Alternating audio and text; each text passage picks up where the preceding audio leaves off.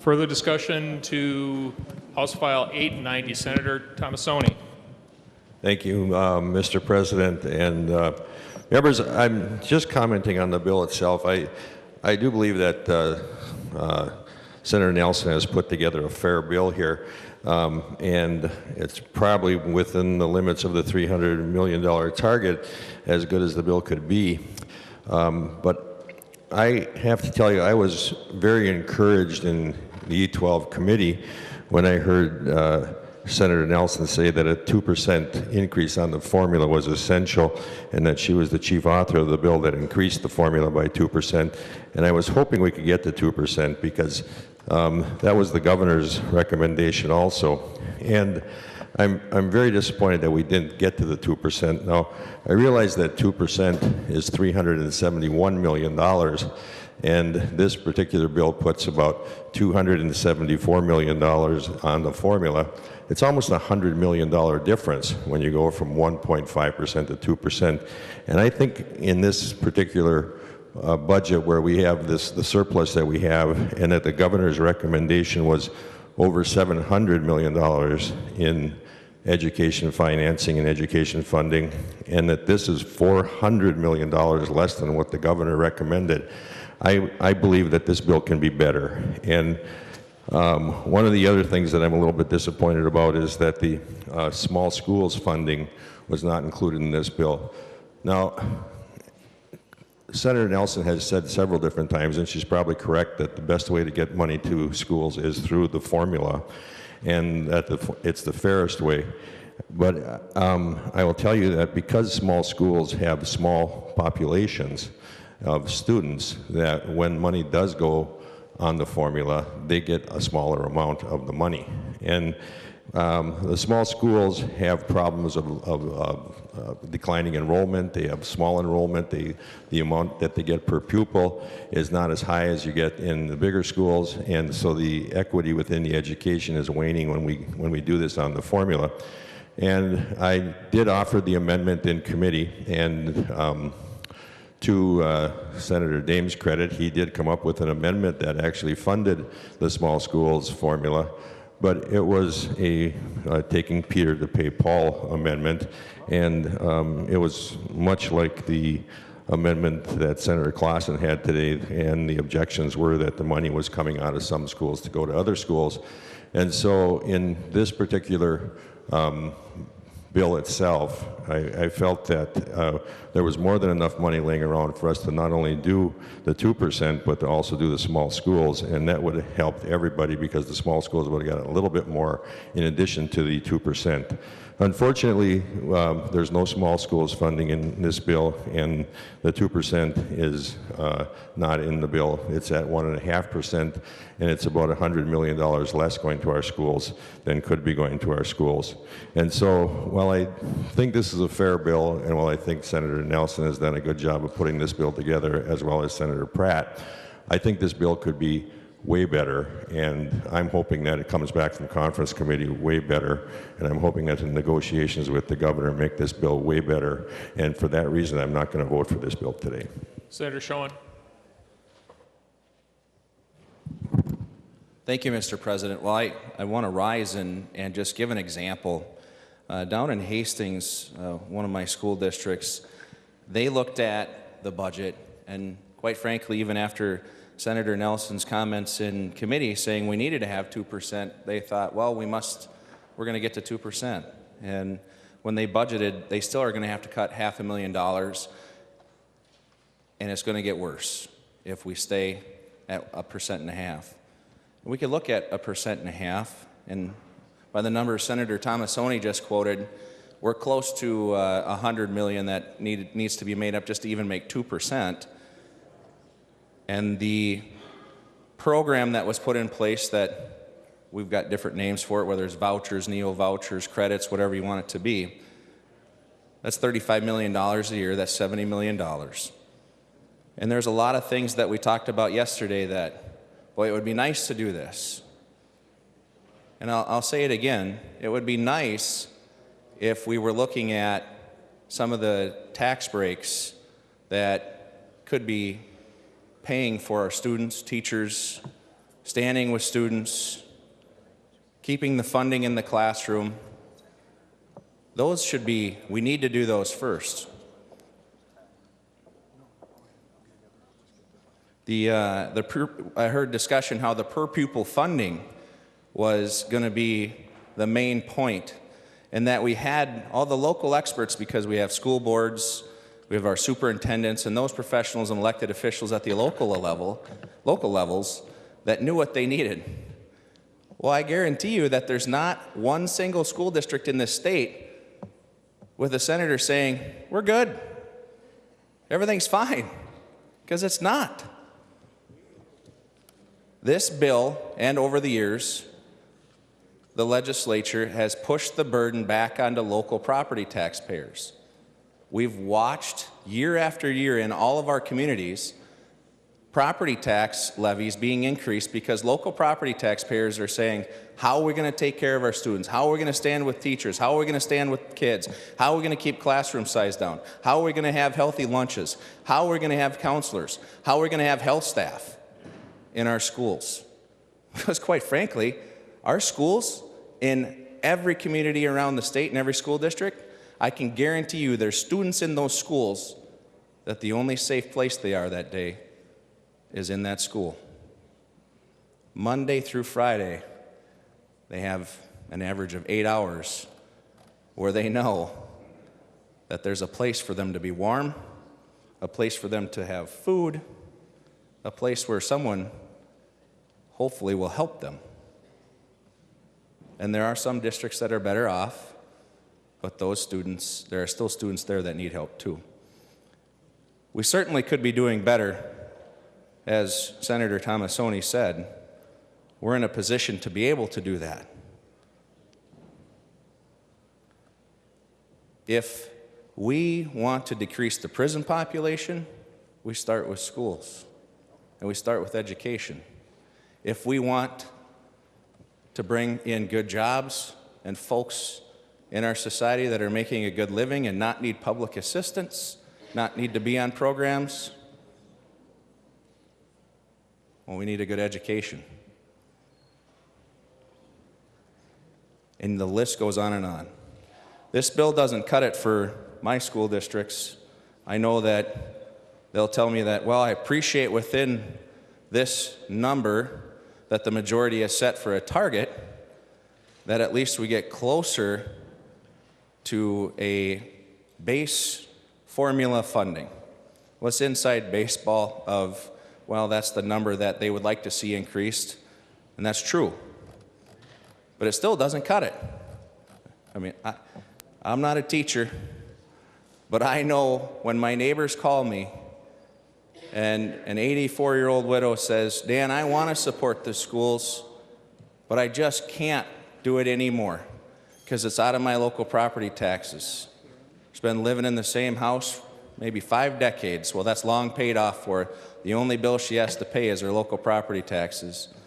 And that levy increase to support the school keeps going up and up and up because we're not upholding our obligation to our citizens across the entire state. Not just one community, but the entire state. I hope we do better. Good luck getting off to conference committee because it's really got a long ways to go. Senator Friends.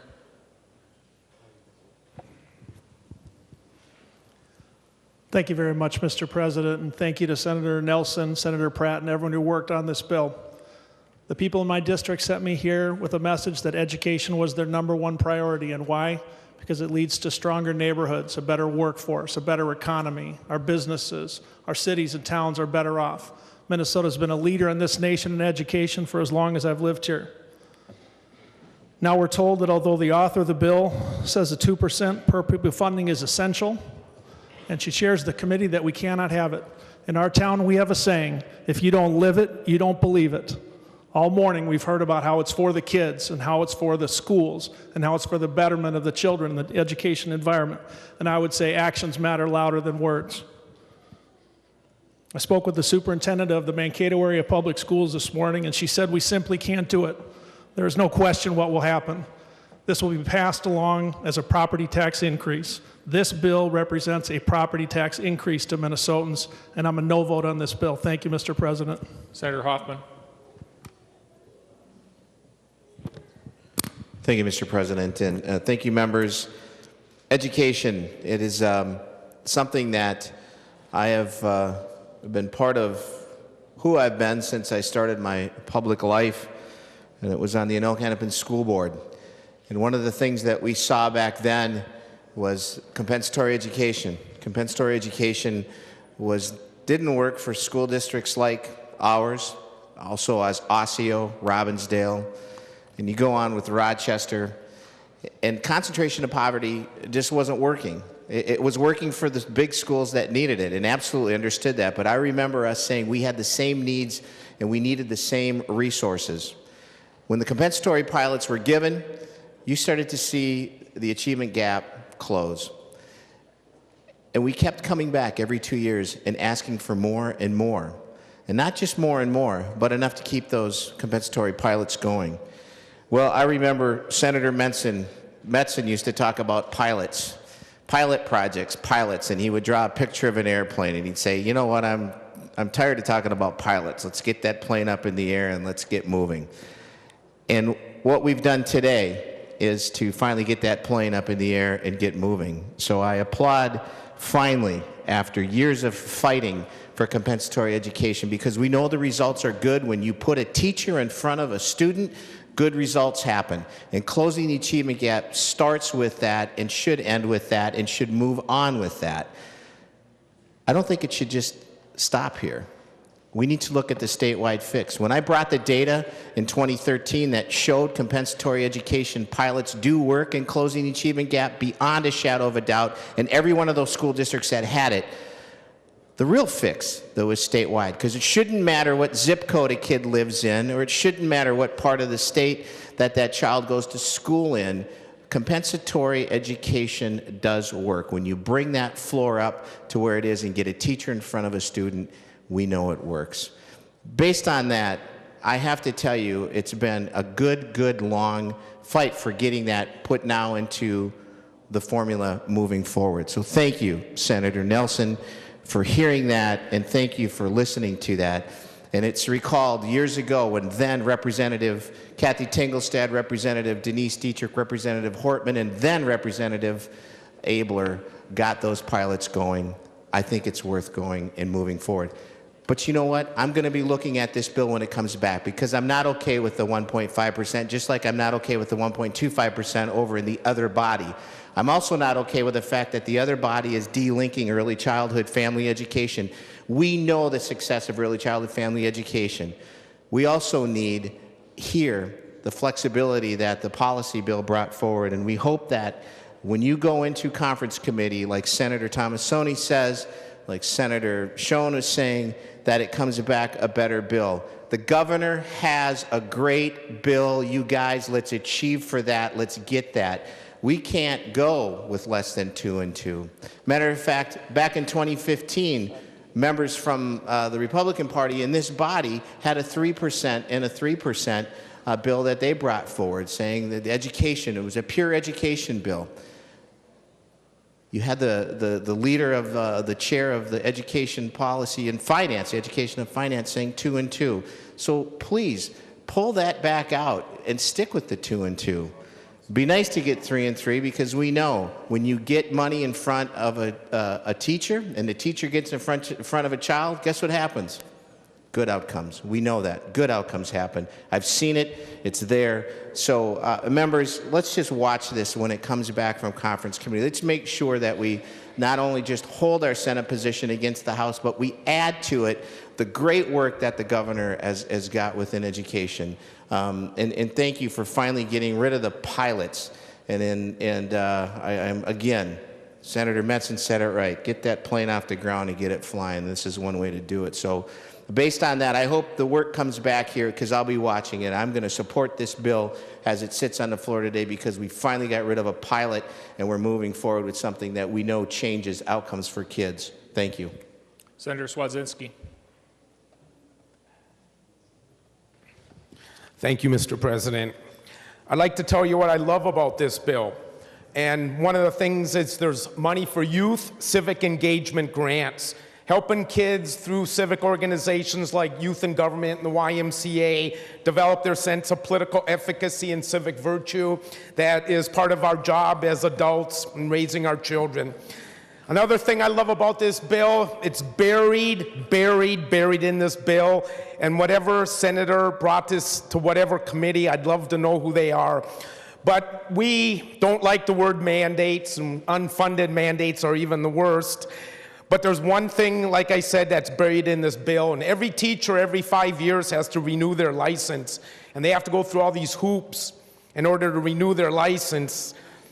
And there's a 1-hour course that every teacher will now have to take in order to teach the teacher how to recognize suicide and what steps in order to take to prevent a child from thinking about suicide. And if this bill saves one life, one kid's life, that's a mandate I think that has broad bipartisan support. The third thing I love about this bill is the streamlining of getting rid of all the red tape and hassle factors behind the licensure process. The one thing I have mixed feelings about is the tiered licensing. It's Tier 1 talks about community experts. And every teacher will tell you when they hear the phrase community experts, it's like fingernails on a blackboard. I apologize for the teacher metaphor. But then I hear anecdotes like Senator Pratt's mom and how I'm sure she was an amazing teacher, and she came to Minnesota and finds out that she's got to go through all these hoops and hassles in order to teach in Minnesota. And I had this huge epiphany in committee that day where I started realizing what the tiered licensing may do is start recognizing the art of teaching as well as the science of teaching. Because it's not just pedagogy that makes great teachers, it's that skill that you just can't teach. And no amount of classrooms in the world can help prepare that teacher for the art of teaching. But I'll be voting against this bill today for one simple reason. And it's not because it doesn't expand pre-K funding, and it's not because it doesn't address that we still have a problem that 1/3 of teachers leave after 5 years. It's that 1.5% is inefficient. Because this spring, a bunch of teachers throughout the state will be getting those pink slips. And when those teachers get those pink slips this spring, there's no worse day in the schools than the day when this person you've been working side by side with all year was told, we just don't have money for you next year. And that's a day I'd like to see end in Minnesota. Thank you, Mr. President. So I'll be voting against the bill. Senator Isaacson. Thank you, Mr. President. I'm cautiously optimistic, and I haven't said that much this year. This bill is getting somewhere. I have to concur with my colleagues that unfortunately 1.5% isn't enough. And it's interesting because I've spoke with my school districts even today, and I asked them what the impact will be, and the impact on a couple of the districts, not so great. One of the districts, they'll said they'll find a way if they have to.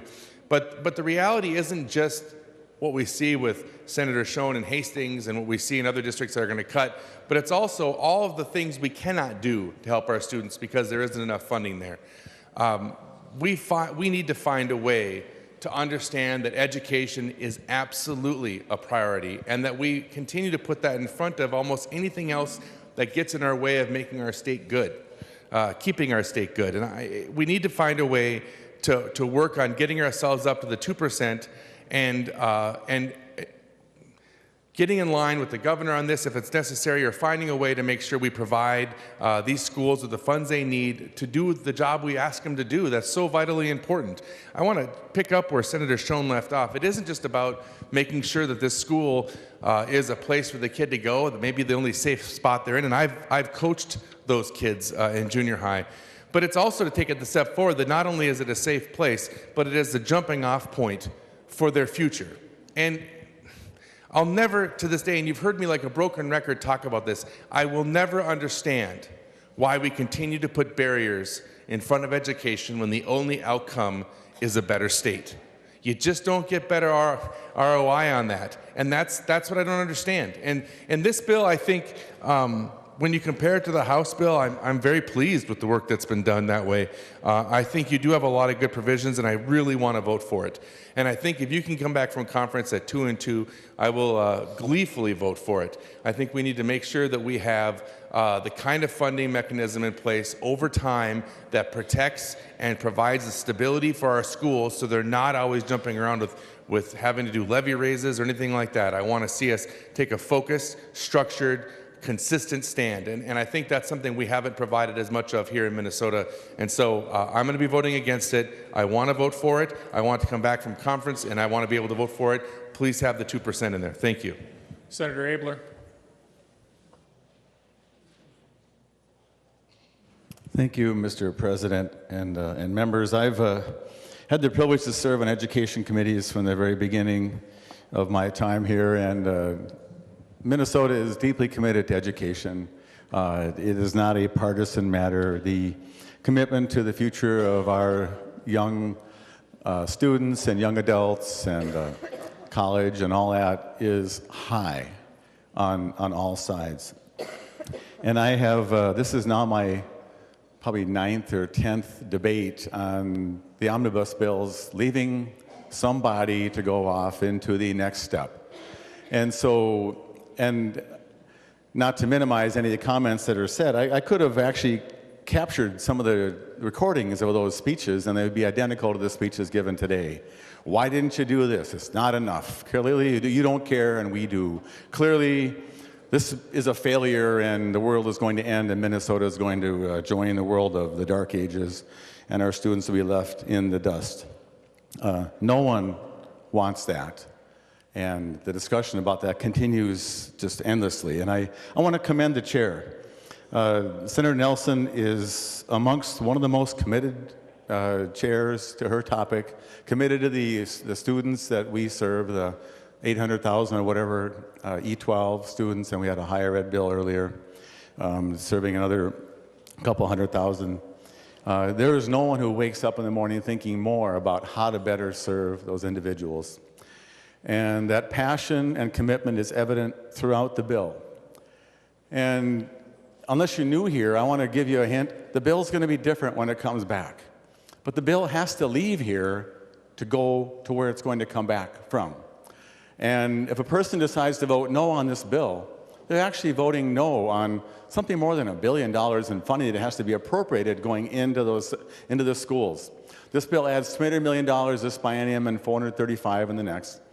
That is not pocket change. And so clearly, every district, including mine, would find a way to make good use of whatever more can come back. But this bill is not poverty-stricken. This bill is not without resources. This bill is with focus and commitment, and it has topics including, it chips into the pension issue, which is massive, talks about literacy, talks about recovery, talks about science and engineering. It talks about, the other page I lost, talks about ag issues, talks about rural, greater Minnesota. And there is a potpourri of really, really good ideas and commitments and direction in this bill that is going to, as it fully matures through the process, going to make it a bill the Senate is truly proud of. But this is a really, really good start. And so if you're a person who says, it's just not enough for me, I'm going to vote no. Go ahead and vote no. But that means you're going to be on the sidelines, not being part of promoting this process, moving this bill to the next stop along the way. Eventually, we're going to get a bill, the governor and we are going to be really happy about. And it will be signed, and our schools will be in really decent shape to face the challenges that are there. But this bill is a really, really good start. The chairman has put a lot of thoughts to it, and particularly for my issue with Anoka, with the pilots. What we did 12 years ago has made Anoka district, and there's other good districts represented here, but Anoka, of the big districts, has the lowest achievement gap of all of them because of the small monies that were put wisely. And so I think that the district should see great hope in this bill moving forward, that there's a ton of good ideas and a lot of passion, And members, I urge you all to vote yes to move this project forward and bring back what will be the next step. Thank you very much. Senator Torres-Ray.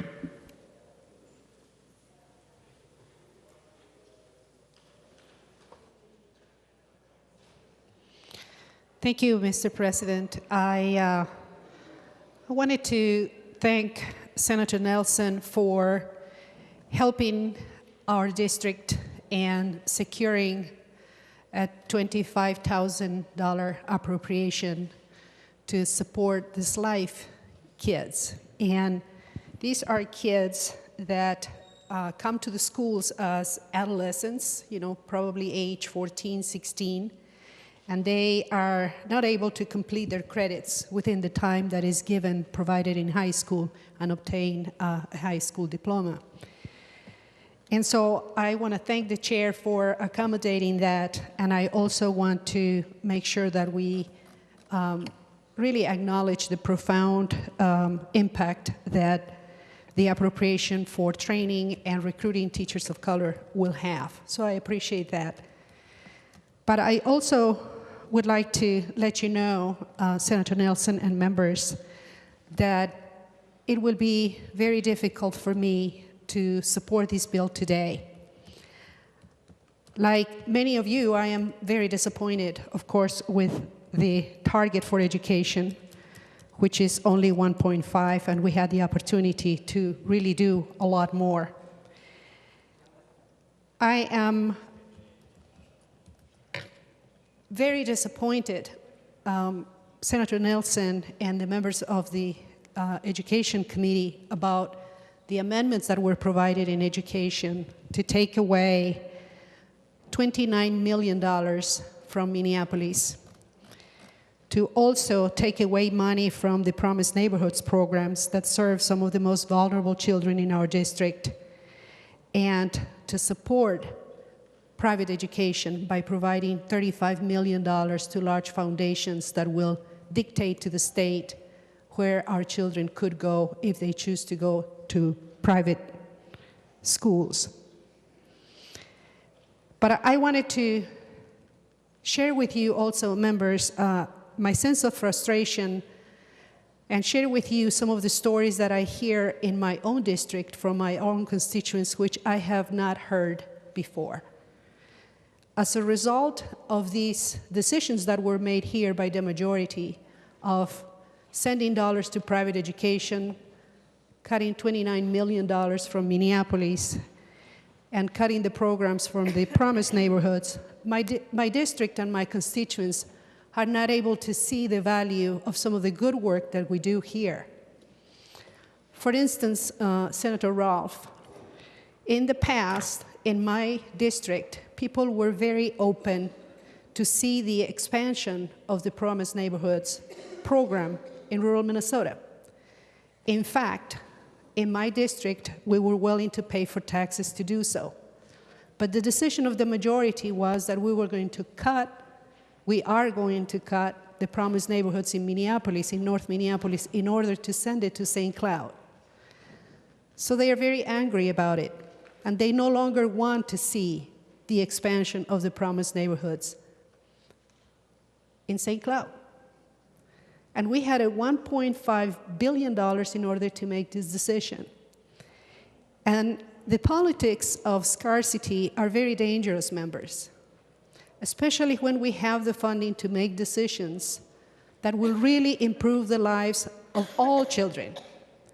Actually, we have $1.5 billion to make these decisions, and we decided to take it from some schools to give it to others. And this actually happened in education. It really didn't happen in other areas. It happened in education.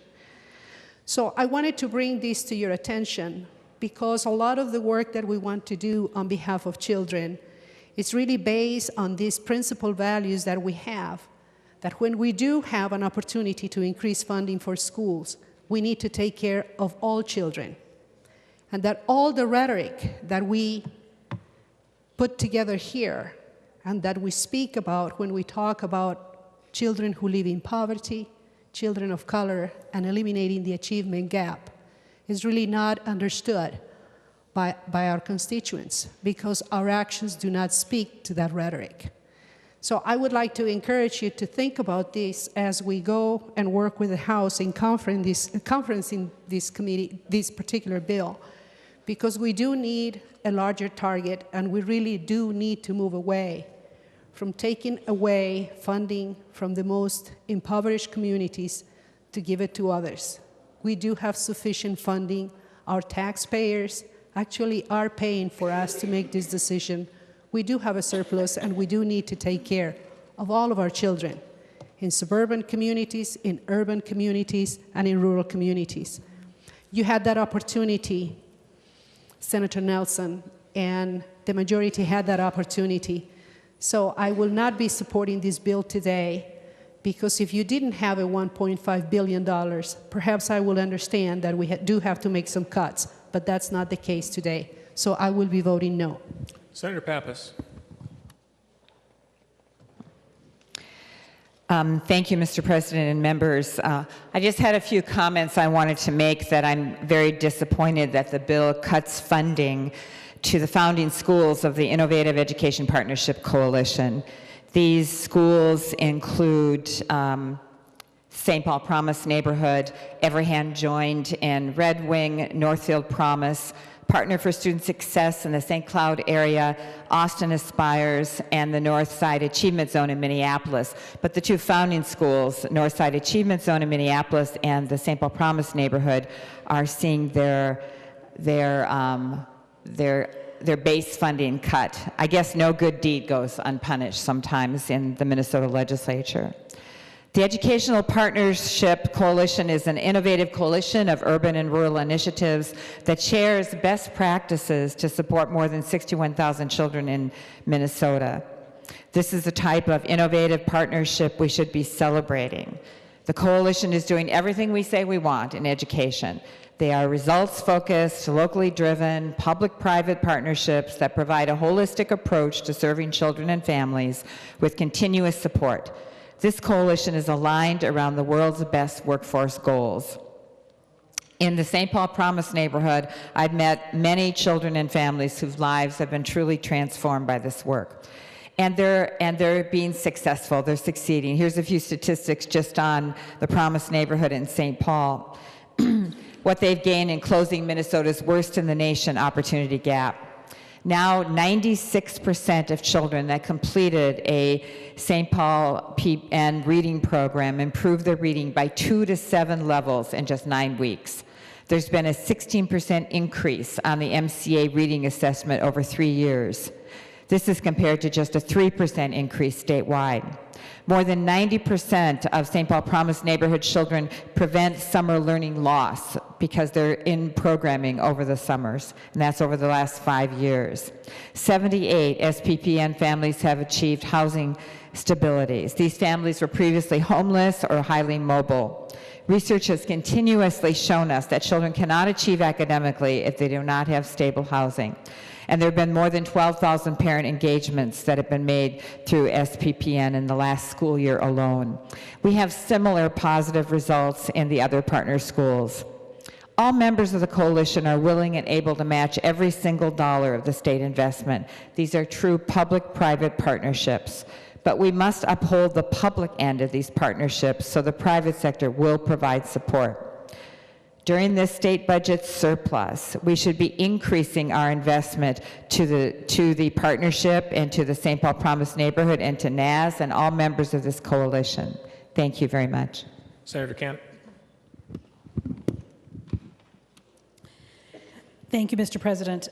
We've had a good discussion today about truly some of the most important issues in our state, and that is the future of our kids and our workforce.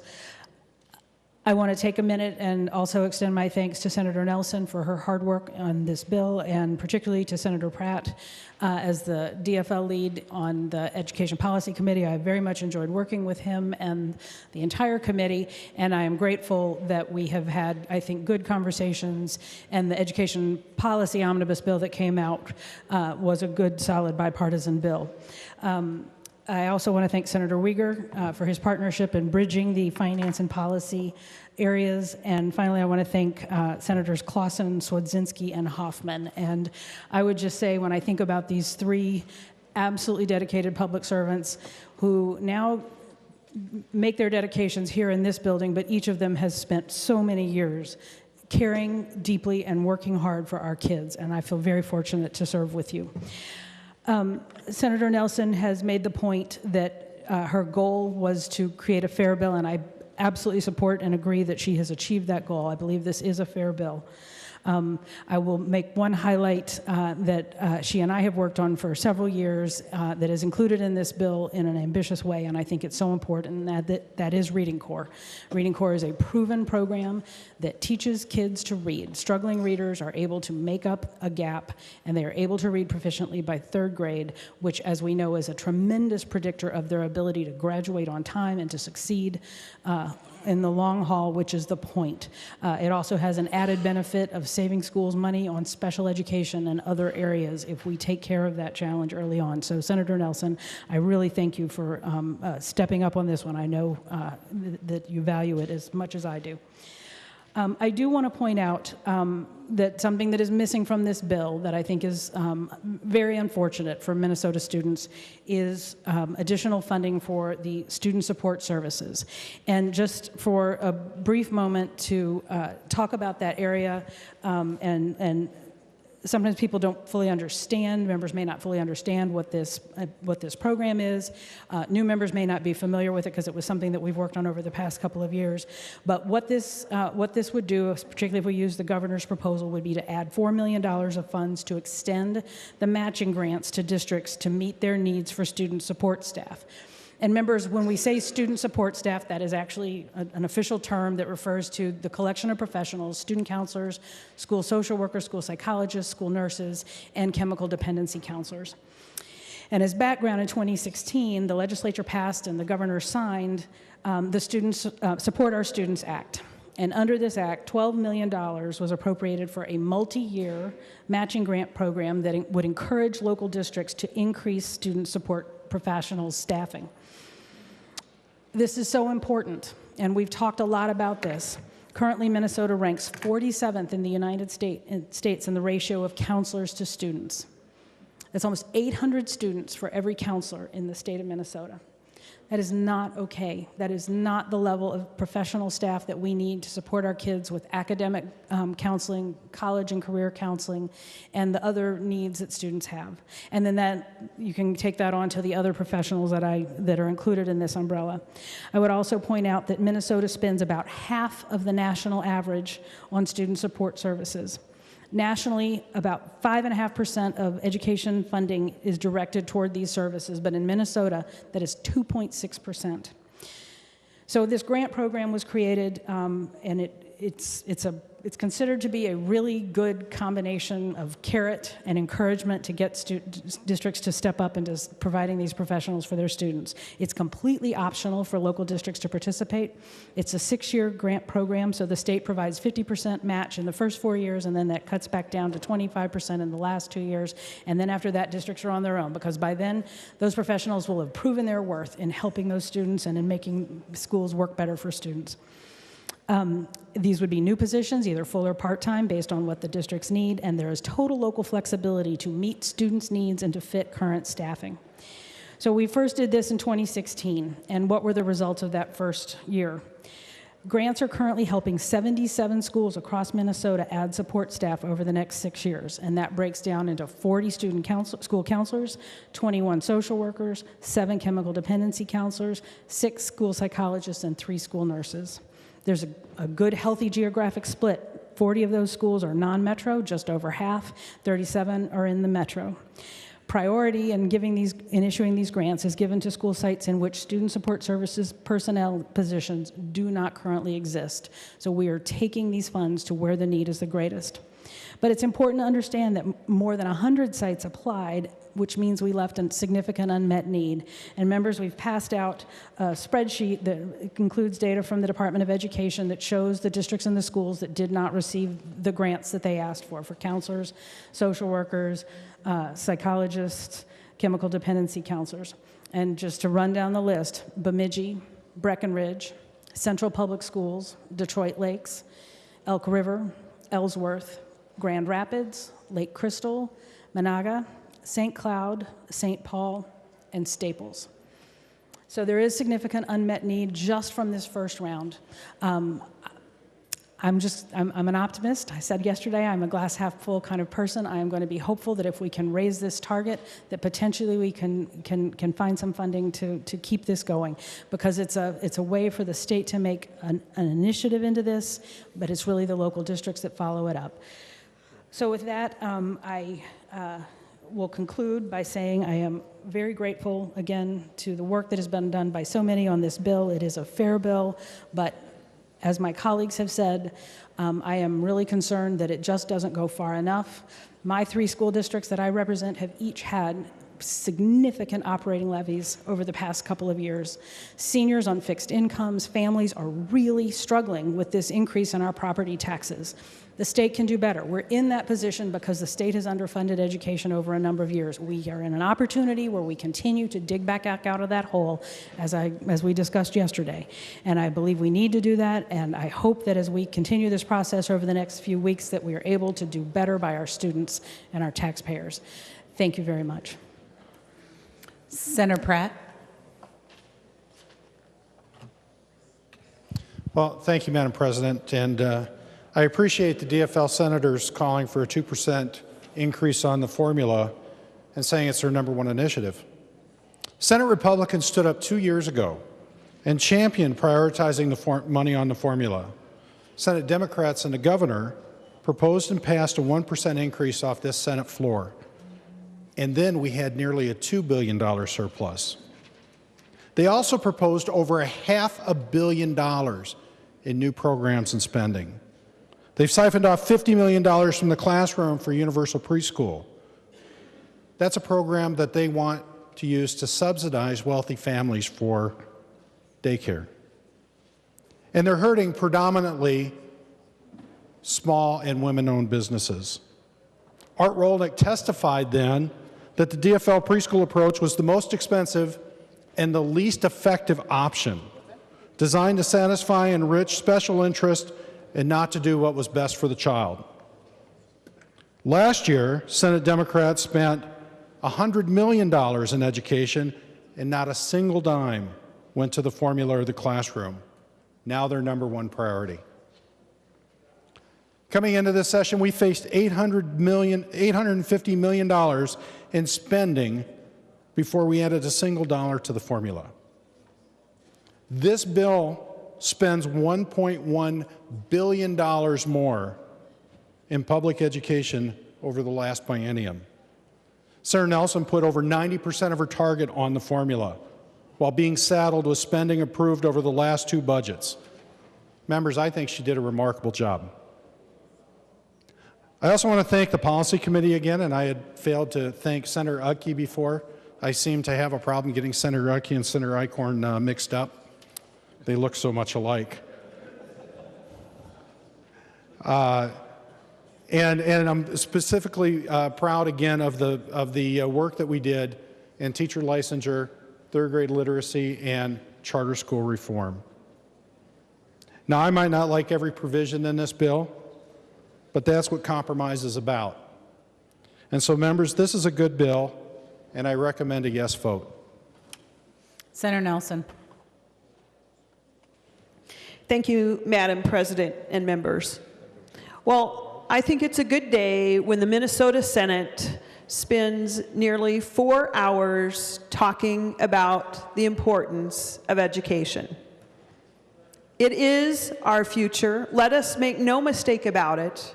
Education is the great equalizer. It is the moral issue of our day. It is the racial issue of our day, and it is the economic issue of our day. That is clear. Let no one think for 1 minute that there is one senator in here who does not support strong public education.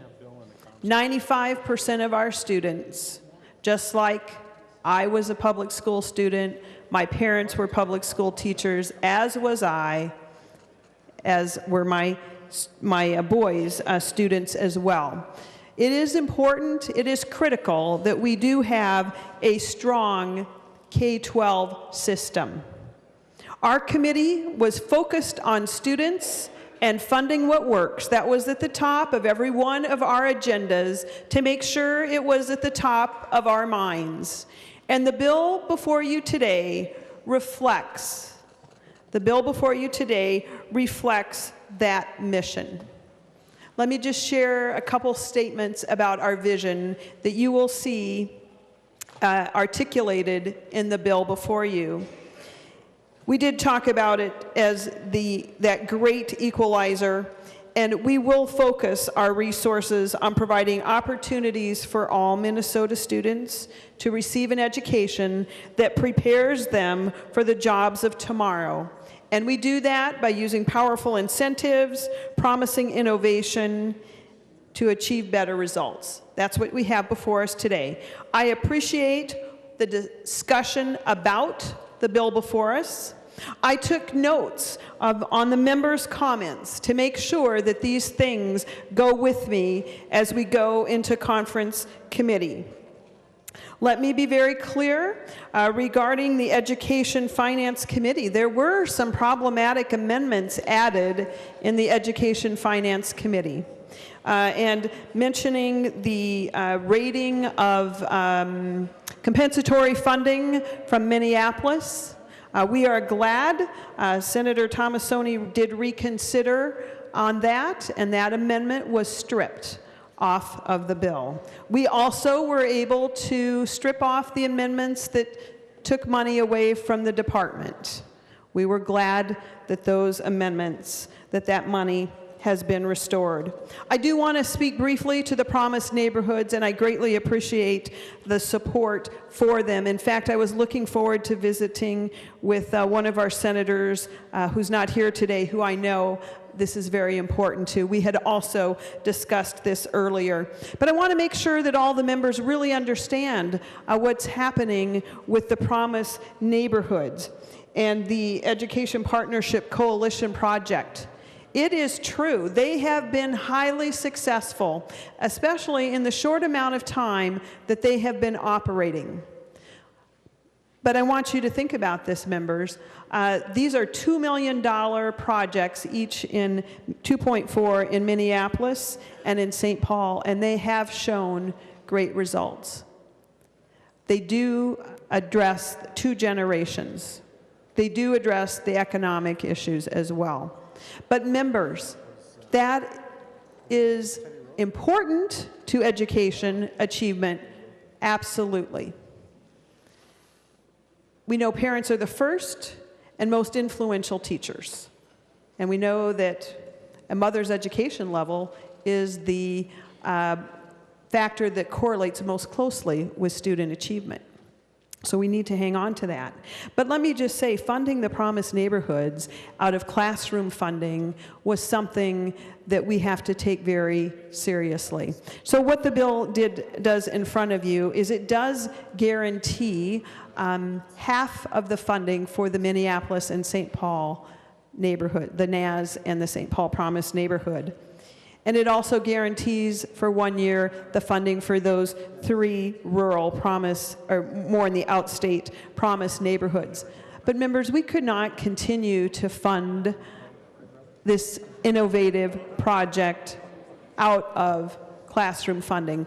That is why we are continuing to fund it at half for the first year of the biennium. The money then will be into competitive grants for which these existing can certainly apply and certainly have a leg up as far as experience and results and data, we would hope. But it also takes that promise and that opportunity to the rest of the state of all. And it also allows community education to be involved in this proposal. So the Promised Neighborhoods did not get cut in funding. The funding was reallocated to be more statewide and to also bring in more partners in the future. I also want to applaud Senator Johnson's reform of the ABE licensure, or that was so really difficult for our teachers that after 5 years they would have to go back and take another education segment just to retain their special education licensure. The other things comments that I heard or things that I would ask you to consider, because I'm asking you to vote for this bill. I'm asking you to cast a green vote to increase teachers of color, the first time that we have made a conscientious effort to do so. Through mentoring, grow your own opportunities, and staff development. It's time that we do that, members. We're lagging in that area. We have the largest achievement gap in the nation. We can no longer afford to admire it. We need to take concrete steps. The pilot permanencies. It is so true, as many of you have said. Let's make these things permanent. It's time after 12 years, and we have done so. And I read the list of 18 senators whose districts would be impacted by this. And that leads to the problem of one-time funding. Previously, these pilots were funded on a one-time basis. It is very hard to plan well and recruit teachers on a one-time basis, and it's very hard to do well by kids on a one-time basis. And that brings me to the support our student services. I appreciate the support for that from our senators in this chamber and how important it is. But members, that was a one-time funding stream. Do you think it's sustainable to hire teachers for a one-time funding stream? I think we need to do a better job of being honest and forthright with our funding, and we need to look at sustainability, not just a one-time fix. That is why this bill, 95% of it, I believe, is focused on that sustainable per pupil funding. That is what we have been tasked with, and that is what we are doing in this bill. I also ask you to support this bill because it does provide additional funding for special education, $330 million. And let me say, well, this was the forecasted amount. Members, we made a choice. We made a choice to continue that funding. Not every time has that been done, as you well know. In addition, there's the dyslexia focus, which will pay great rewards to our students by getting highly trained teachers, our highly trained teachers aware and more involved in recognizing dyslexia and the proven techniques to help children become great readers. You will see increased career and tech education opportunities in this bill before you. You see increased funding for early learning, again, essential if we want kids to succeed in school. And you see increased early literacy efforts. And I will just give you one last statistic that I certainly hope you take home with you and you recall as we try and address this huge achievement gap we have and the importance that we know a strong education has for our students. 88% of students who do not graduate from high school were struggling readers in third grade. 88%. We knew it in third grade, and yet they struggled through high school or not through high school and were not able to graduate. 89% of our students, compare that with 89% of our students, our low-income students that we spend a lot of time talking about because we want to make sure every student succeeds and every student has the opportunities in front of them. 89% of our low-income students that were reading on grade level at the end of grade 3 do graduate on time. So members, when we talk about closing the achievement gap, let's continue to focus on early literacy as this bill does. And finally, there are pieces in this bill that help support our students who are taking dual enrollment, those students who are getting college credit at the same time they're getting high school credit, graduating sooner with higher GPAs and lower student debt. There are many good things in this bill, and I ask for your green vote. I do agree, and no one fought harder for a larger target than I. And I anticipate that this bill, it is fair, it is sustainable going out of this body, but I also think it can be made better. I anticipate and will work for that in the conference committees. I will take your comments and thoughts with me as we move into conference. But members, there is no perfect bill. It's always better to move a step in the right direction, or a half of loaf is better than none. So members, I ask for a green vote. I ask for your support for all kids in a fair and sustainable manner, and in a way that moves our education system forward. Senator Gazelka. Thank you, Madam President, and members. I'll keep my comments brief. Just listening to people weigh in on this issue, I heard a lot of people say this is a good bill. Some people said this is a good bill, but some said that they're optimistic, and overall that tells me that it's a good bill moving in the right direction. It also tells me that the majority has been open to the minority to listen to their ideas. I think that matters if you want to get a good bill in the end. I appreciate that Senator Nelson and Senator Pratt, frankly, are fighting for more money. When we set the targets, we did not know how much reinsurance was going to cost us. That number's been set. We don't know yet where transportation is going to be, but we have a pretty good idea. We still need to figure out what the cost is going to be to fix the pensions. But I appreciate that people are fighting for K-12, E-12. I appreciate that there's a strong passion among many members to do that. And just a reminder that we are spending $1.1 billion, of which $300 million is new money above the forecast. But we have made a commitment. I make a commitment. In the end, I think some of those that said they were optimistic on the bill coming back, I think will be pleased. With that, green vote is good. Secretary will take the roll on House File 890.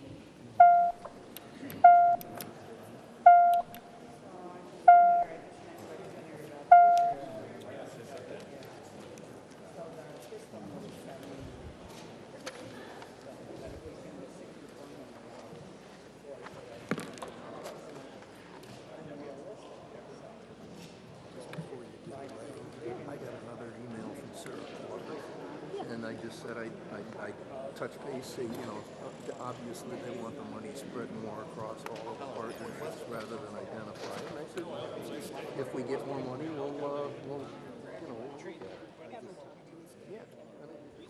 So, but I told her, I said I'd mention it to you, and go from there. With no comment from my point. Thank you very much.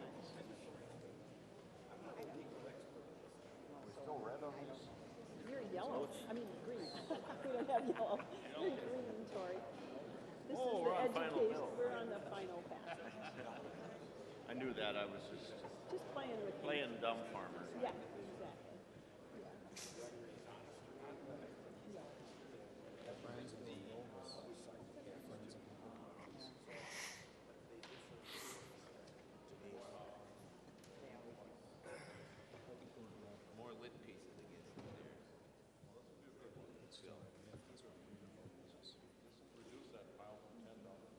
All those senators having voted who desire to vote, the Secretary will close the roll.